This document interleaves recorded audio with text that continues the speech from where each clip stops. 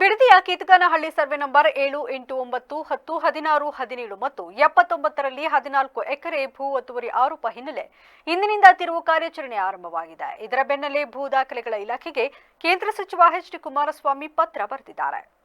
ರಾಮನಗರದ ಭೂ ದಾಖಲೆಗಳ ಸಹಾಯ ನಿರ್ದೇಶಕರಿಗೆ ಪತ್ರ ಬರೆದಿರುವ ಎಚ್ಡಿಕೆ, ಕಾನೂನು ಬಾಹಿರವಾಗಿ ಹೆಚ್ಚುವರಿ ಜಮೀನು ನನ್ನಲ್ಲಿದ್ದರೆ ಅದನ್ನು ವಶಕ್ಕೆ ತೆಗೆದುಕೊಳ್ಳಬಹುದು. ಹಾಗೆಯೇ ಕೇತಗಾನಹಳ್ಳಿ ಗ್ರಾಮದ ಸರ್ವೆ ನಂಬರ್ 7ರಲ್ಲಿ ತಪ್ಪಿ ಹೋಗಿರುವ ನನ್ನ ಜಮೀನನ್ನ ಹುಡುಕಿ ಕೊಡಿ ಎಂದು ಆಗ್ರಹಿಸಿದ್ದಾರೆ. ರಾಮನಗರ ತಾಲೂಕು ಬಿಡದಿ ಹೋಬಳಿಯ ಕೇತಗಾನಹಳ್ಳಿ ಸರ್ವೆ ನಂಬರ್ 7, 8, 9, 10, 16, 17 ಮತ್ತು 79ರಲ್ಲಿ ಭೂ ಒತ್ತುವರಿಯಾಗಿದ್ದರೆ ಸರ್ವೆ ನಡೆಸಿ ವರದಿ ನೀಡುವಂತೆ ರಾಜ್ಯ ಗೌರವಾನ್ವಿತ ಹೈಕೋರ್ಟ್ ನಿರ್ದೇಶನ ನೀಡಿರುವುದು ಸರಿಯಷ್ಟೇ. ಕೋರ್ಟ್ ಆದೇಶದಂತೆಯೇ ಸಮೀಕ್ಷಾ ತಂಡ ಕಳೆದ ಫೆಬ್ರವರಿ 18ರಂದು ಮಂಗಳವಾರ ಎಲ್ಲಾ ಸರ್ವೆ ನಂಬರ್ ಜಾಗದಲ್ಲಿಯೂ ಸಮೀಕ್ಷೆ ನಡೆಸಿದೆ. ಸರ್ವೆ ನಂಬರ್ 7ರಲ್ಲಿ ನಾನು 5 ಎಕರೆ 20 ಗುಂಟೆ ಜಮೀನು ಖರೀದಿಸಿದ್ದೇನೆ. ಈ ಪೈಕಿ 1.25 ಎಕರೆ ಜಮೀನಿನಲ್ಲಿ ಮಾತ್ರ ನನ್ನ ಅನುಭವದಲ್ಲಿದೆ.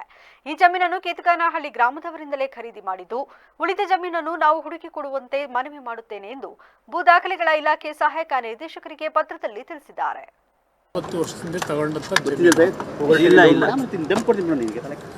ಇವತ್ತು ನಡೀತಾ ಇರತಕ್ಕಂಥ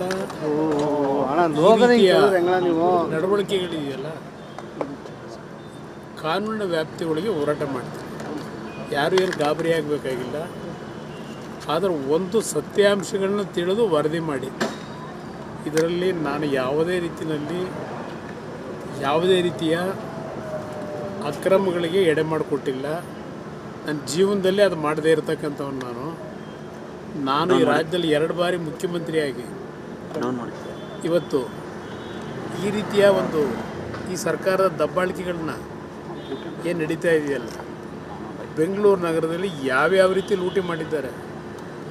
ನಾನು ಒಬ್ಬ ರೈತನಾಗಿ ಬದುಕಲಿಕ್ಕೆ 40 ವರ್ಷದಿಂದ ತಗೊಂಡಂಥ ಜಮೀನಿನ ಬಗ್ಗೆ ಈಗ ಏನು ನಡೀತಾ ಇದೆ, ಹಲವಾರು ತಪ್ಪು ಮಾಹಿತಿಗಳೇನಿದೆ, ಅದೆಲ್ಲದಕ್ಕೂ ಕಾನೂನಿನ ವ್ಯಾಪ್ತಿಯೊಳಗೆ ಉತ್ತರ ಕೊಡ್ತಾರೆ.